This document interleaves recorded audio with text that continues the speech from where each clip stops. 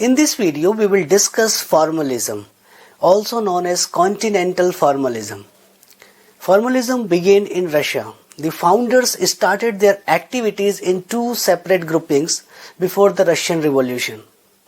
In 1915, Roman Jakobson-led group formed Moscow Linguistic Circle, and in 1916, the Society for the Study of Poetic Language was formed, dominated by Viktor Shklovsky, Yuri Tynyanov, and Boris Eikhenbaum.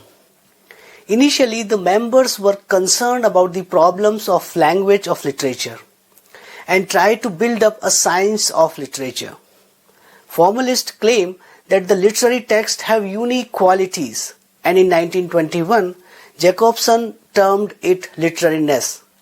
But to answer the question how literariness functions, Viktor Shklovsky gave a term and argued through defamiliarization or making strange in his essay titled Art of Technique.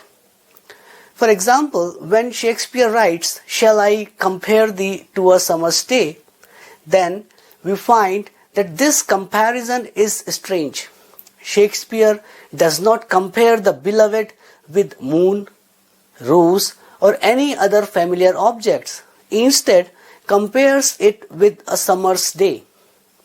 He defamiliarizes and makes strange the ordinary language. Eikhenbaum tells us how does this making strange takes place. In 1926 essay titled The Theory of the Formal Method, Eikhenbaum argues that literature uses literary devices other than ordinary language. Jakobson states, poetry is organized violence on ordinary speech. These devices tell the reader that what is being presented is fictional and not real. In poetry, with the help of rhyme and meter, the poets stand out it from ordinary ways of organizing language. Jakobson specifies poeticity is like oil in cooking. Two terms were originated in Russian formalism and employed in narratology. They are fabula and sujet. For Shklovsky, sujet is the fabula defamiliarized, sujet meaning plot and fabula meaning story. So in a story, events take place in a chronological order, that is fabula.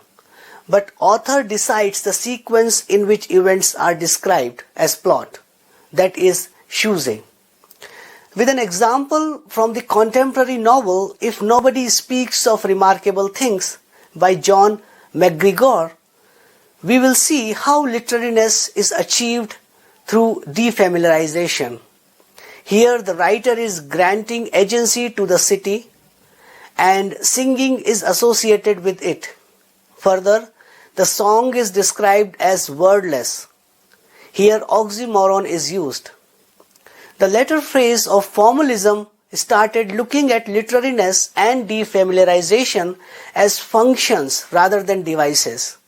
So defamiliarization functions through the difference, not only in relation to the ordinary language of the outside world, but also of the definition of ordinary established within a text.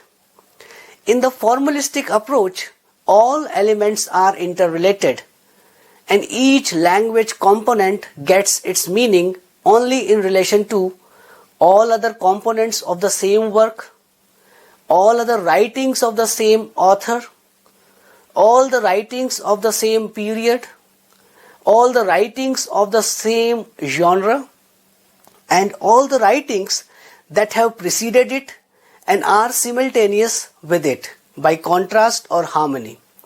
So we find a network of relations in formalism, which they nicely borrowed and incorporated from Saussure's philosophy of language. So this is all for this video. Thank you for watching.